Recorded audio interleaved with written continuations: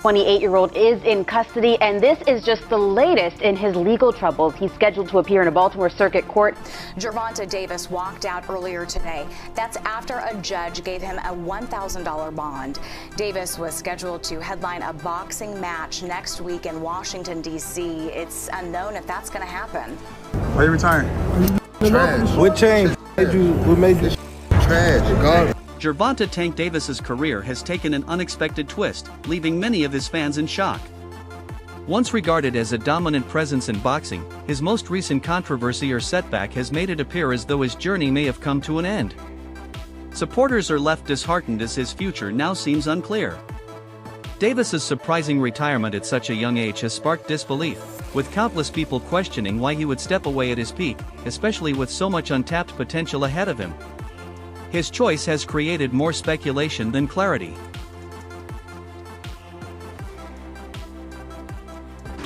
$25 is after next year. I'm out of it. After our second fight. You're out of it? Yeah. Care to elaborate on that? Out of the sport. After our second fight. Nah, no, I'm gonna win, bro. Nah, I could tell you my fights.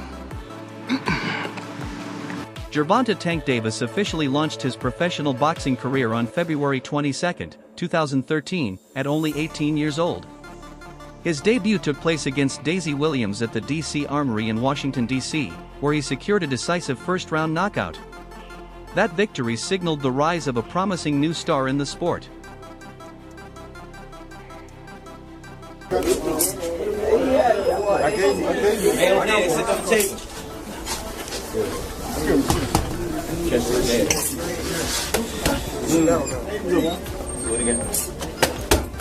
Give me the hand up, catch it with your hand. Catch it again.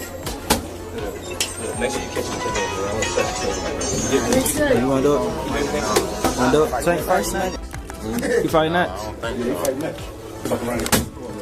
Keep holding. Keep holding. Everyone for a whistle drum. Ooh, bring it to the corner. Get in there. You got to step closer. There you go. The hand, look at it. Shoulder back over there.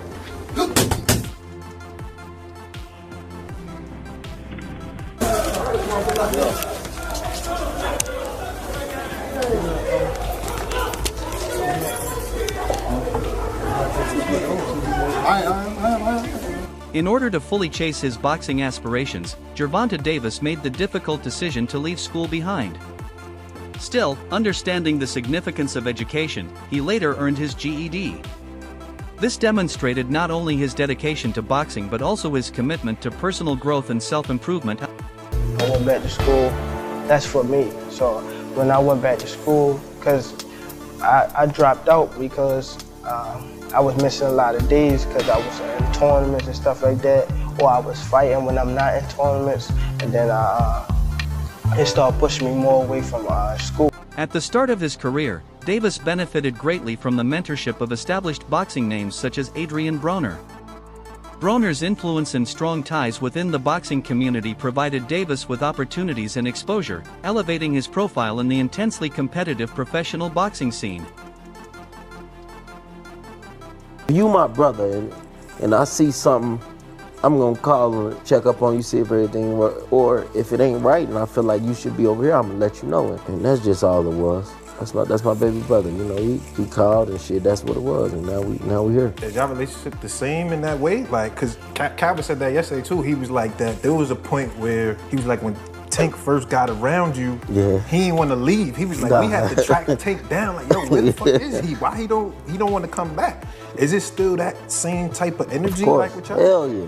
Cause I'm just saying, like, now that Tank is like the face of boxing, right? So sometimes, you know, when a nigga gets some clout, a nigga gets some money, it's like shit changed. See, one thing about him, why I respect him so much, because even though he's where he at right now in the sport and in the cash cow of the sport right now, he still look at me as big bro. He still look at me as big bro, and he still respect me as big bro, and our relationship. Another influential figure in Gervonta Davis's journey was the legendary Floyd Mayweather Jr. Mayweather took Davis under his wing, guiding him both inside the ring and in life outside of it. Their connection was so close that Davis often referred to Mayweather as an older brother. As a token of their relationship and Mayweather's belief in his success, he once gifted Davis a $60,000 Jeep, symbolizing the depth of their bond. I was out eating, so he called me. He always told me he was gonna give me a car and stuff like that, give me a place and all that. But he had a lot going on, you know, and I wasn't rushing him because I knew he had a lot going on. So this particular day, he just called me. I was out eating, so he called me and was like, "I'm about to have someone to pick you up. Just be ready." So I was out eating, so I was like, "Okay, I'm ready now." So they came pick me up.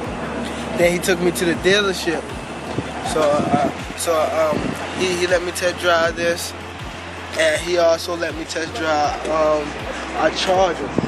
The Charger was too fast, and he was like, everybody at the gym had them. That's true, they do. Yeah, he was like, we want to get you something different. So. Well, you're from Baltimore. You need a Jeep on the streets of Baltimore. Yeah. I've watched the news. Yeah. What did they say back home when everybody saw the story that Floyd Mayweather bought you a very expensive car? Not only that he bought me an expensive car, he took me in. Took you interest in you and your career, yeah? Yeah, as a fighter, also as a, you know, Floyd old enough to be my son, so I wouldn't say a big brother, so he, like a father figure and stuff like that, he took me in, and you know, he been treating me good since I knew him. You know, he been not only in the boxing, like working with me on boxing, he showed me like the business side and all that type of stuff, and he showed me a lot, and I appreciate him, and I love him forever. From the very beginning, Coach Calvin Ford has been a foundational part of Gervonta Davis's career, serving not only as his trainer but also as a mentor. Ford's consistent coaching and loyal guidance have been instrumental in shaping Davis into the world-class boxer he became. Their lasting partnership highlights the importance of trust and loyalty when pursuing long-term success in boxing. Well-being as well as your boxing progress, who you have been invested with from the outset. Tank has been with Coach Calvin Ford since he was, I think 8 or 9, which is crazy. And the relationship that those two have is an enormous factor. Tank trusts Coach Calvin to give him the right advice, and that has been proven to be a good position, a good place to put your trust, because as of yet he hasn't given any bad advice. He's very calm in the corner. He knows when to tell Tank to turn it up. He gives him understandable advice, and he gives him very simple advice in the corner.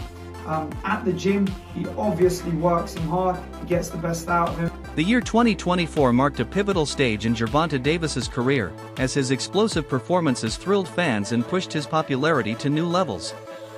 His combination of strength, speed, and charisma made him a favorite among audiences, securing his place as one of boxing's most exciting fighters. Still, debates about his true standing continue. Some critics claim casual viewers overvalue him without grasping the sport's deeper skills, while others argue that purists undervalue him, failing to fully recognize the range of his abilities.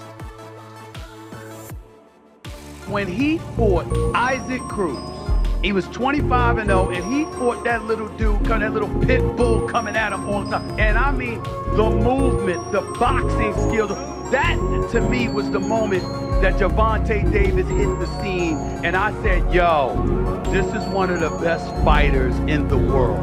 When did you know he was one of the best fighters in the world? Like, Right even there. in the fight, I knew that I had him. I mean, everybody knew.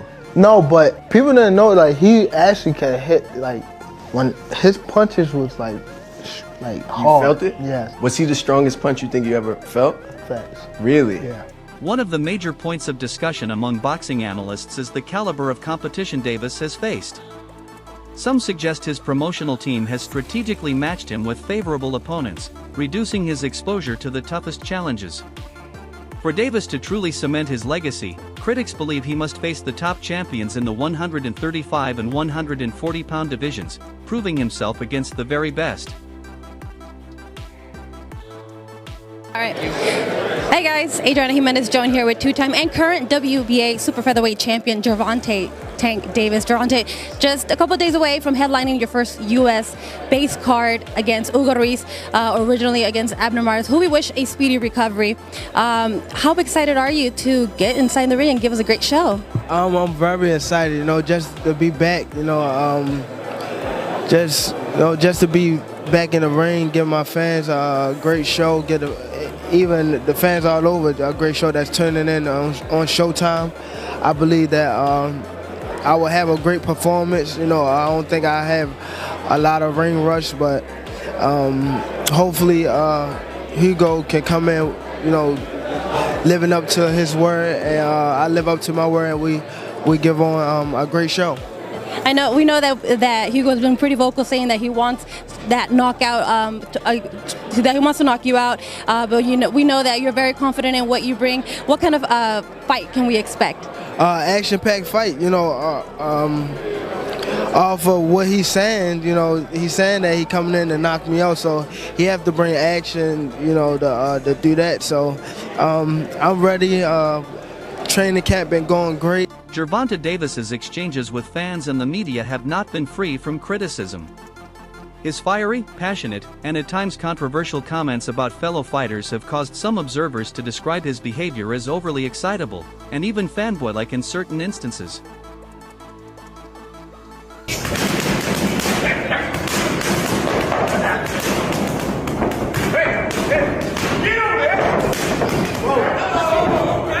God damn.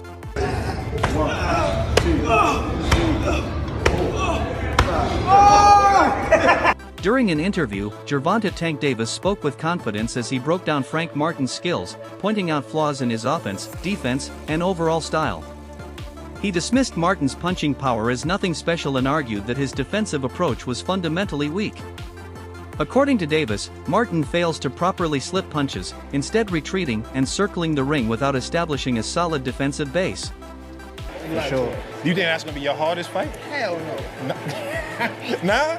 Wow. Cause he a good boxer, nigga. Like that's when I look at y'all two as the best in the division. How? Show me something that he did spectacular. Show me something that he did outrageous. Show me. Right. His power not outrageous. Okay. What defense? You think he got defense?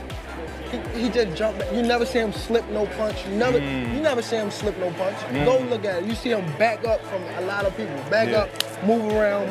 He don't got no technique. And his offense is the same thing. Go look at his fights. So you I feel probably like put him on game. Yeah. Hold on, but you feel like it's easy work though. You like. Come on, bro. Yeah. Bro, I touched him with 16-ounce gloves on. And he ran. Imagine if I hit him with 8 ounces. The guy is here too. Who? What guy? The one that was there? No, the one that he sparred. Oh, the one that he fought. Oh, Edwin. Yeah, you seen him? Yeah, I seen Edwin. Yeah, I saw Edwin in here. Tell him rematch that guy. Now, if he beat him, then they good? We can get him. Okay. I guarantee you won't fight that guy again. Oh, Edwin. Yeah, I guarantee you. Okay. All right. Listen, I thought one of the other things that was interesting, them 6 or 7 fights, I saw the dude Turkey Al-Sheikh. He's one of them guys now. He's doing different stuff in boxing. You know the Turkish dude that put in the Saudi Arabian cars, and he said, yo, Tank, come over here. He was like, yo, you need to send 2 Ferraris before I even. Following his win over Frank Martin, Gervonta Davis boldly issued challenges to elite fighters such as Vasyl Lomachenko and Shakur Stevenson, openly declaring his willingness to face them. His confidence reflected both his pride in his own skill set and his hunger to test himself against the sport's best, signaling his determination to cement his dominance. Fought Isaac Cruz. He was 25-0, and he fought that little dude, that little pit bull coming at him all the time. And I mean, the movement, the boxing skill, that to me was the moment that Gervonta Davis hit the scene, and I said, yo, this is one of the best fighters in the world. When did you know he was one of the best fighters in the world? Like, even in the fight, I knew that I had him. I mean, everybody knew. No, but people didn't know, like, he actually can hit, like, when his punches was, like hard. You felt it? Yeah. Was he the strongest punch you think you ever felt? Facts. Really? Yeah. Alongside his remarkable accomplishments and growing fame, Gervonta Davis has had to deal with the challenges that accompany success. Increased scrutiny, criticism, and the pressures of constantly being in the public eye have created new obstacles, testing his resilience and ability to manage the demands of a high-profile career. The best ones out there is what they don't know gets less respect for it, but one of the best ones out there. Now his mouth a little different, you know what I'm saying? He's a different kind of character when it comes to his mouth. Yeah. Because that's where he's from. But he's really one of the pound for pound, the best ones of the coop. And I'm gonna tell you why he's the best one of the coop to me. He can punch, but he also can box. You understand me? Some that can box can't punch. Some that can punch can't box. He can box, he can punch, he can move laterally, he can do the left side, right side, he can do whatever he needs to do as a southpaw to get the job done. And that's saying a lot, because not many guys can do that today. As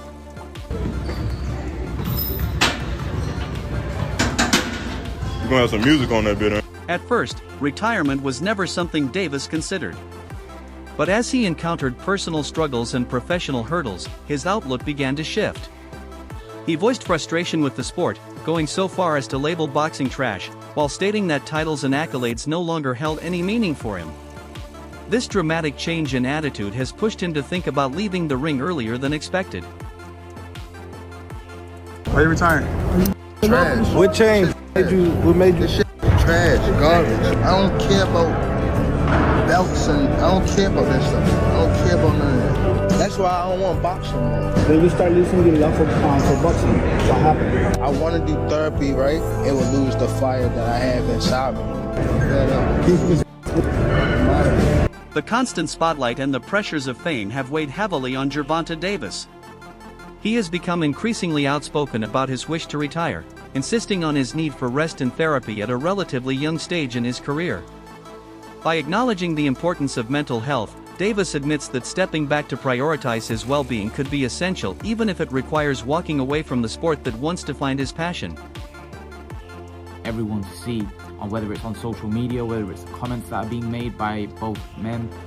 Gervonta Davis reacted to, Floyd Mayweather explaining why he did a press conference on the same day that, Gervonta had a press conference, and he said they offered him $1 million for that particular press conference, and Michael Benson reported this, and Gervonta Davis quoted the tweet and said "lol" on top of it, because Gervonta Davis apparently was quoted saying that it doesn't matter how much money a man has, he can still be jealous. Like, why Floyd would be jealous of Gervonta Davis? Gervonta Davis, I like Gervonta Davis. I think he's a very exciting talent, very good fighter. He was telling me just stay calm. I always like to listen to Floyd when it comes to big stages like this, because he's the only one that been in my shoes and been like in these type of fights. You know what I mean? So I always try to stay close to Floyd when stuff like this happens. You know what I mean? Just to keep me humble and like have me on the right track. You know what I mean? So I always appreciate Floyd for being in my corner, having my back. Always, you know what I mean? So it's always there'll be love for Floyd Mayweather. Speculation has grown over the motivations behind Davis's talk of retirement. Some argue he may feel uninspired after defeating most of the rivals he originally set out to beat, while others believe the demanding nature of the sport has left him burned out. Both perspectives suggest that these factors are fueling his growing desire to step aside. Like day one in the camp, I start running probably like, it's different times. I might don't feel like running in the morning, I might run at night. It all depends what fit you. Like, I run in the morning, if I don't, I run at night. Train probably like 2 or 3. If I want to do something again, I train at night. Or I run, and that'll be it. But when I'm in camp, I really don't go outside. Like, it's hard for me to go outside, so I just be in the gym and home. That's it. Like, I don't go nowhere. Some people just go away and be... But you specifically? Me? First of all, I get a camp house, out here. Like day one in the camp, I start running probably like, it's different times. I might don't feel like running in the morning, I might run at night, It all depends what fit you. Like, I run in the morning, if I don't, I run at night. Train probably like 2 or 3. If I want to do something again, I train at night. Or I run. And that'll be it. But when I'm in camp, I really don't go outside. Like, it's hard for me to go outside, so I just be in the gym and home. No matter the reasons, it is clear that Gervonta Davis is wrestling with complicated emotions as he thinks about his path forward. Even though retirement seems likely, he has revealed an interest in fighting 3 specific opponents before he officially calls it a career. How you feel about Floyd and Tank beefing online? I seen a little bit. Yeah, you know,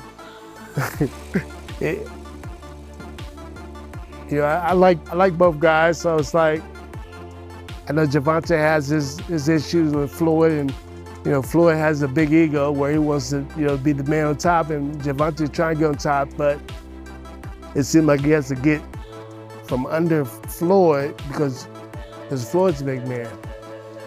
You know what I'm saying? And it's kind of hard. It's kind of it kind of reminds me of me and my son. Like I kind of like got myself away and let him do his own thing and let him have his own glory, his own his own glory, his own life. You know what I'm saying?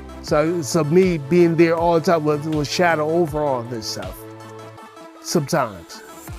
Not intentionally. I'm not doing it intentionally. I'm not trying to be like, I don't care about the Eagles. I want him to be the best. But me being too close to him all the time takes away a little bit of his shadow, a little bit of his shine. So I need to be, I'm still gonna tell him everything he needs to know. I'll get in the ring with him, spar with him, do all kind of stuff. But he has his own coach, he has his own manager, he has his own team, he has his own family, he has his own, his own stuff. Though Davis has not publicly revealed the names of these fighters, speculation from fans and analysts continues. Many believe he intends to reinforce his legacy by taking on these final challenges before his eventual exit from the sport. What do you think is the minimum weight of someone that could beat you in a fight? Minimum weight? Yeah, say someone's like 250. Yeah, probably like 250, 220 or some shit like that. With no experience? Yes, sir. Someone with no experience? Yeah. Yeah. No, hell no. They gotta have experience to beat me. No, but like a 300 guy, no experience. You think you can beat him? Yeah, I'm whooping that ass. Yeah. I'm whooping that ass. Thanks for watching. If you enjoyed this fight breakdown, make sure to like, share, and subscribe to Fight Corps for more powerful boxing updates. Stay tuned for the next round.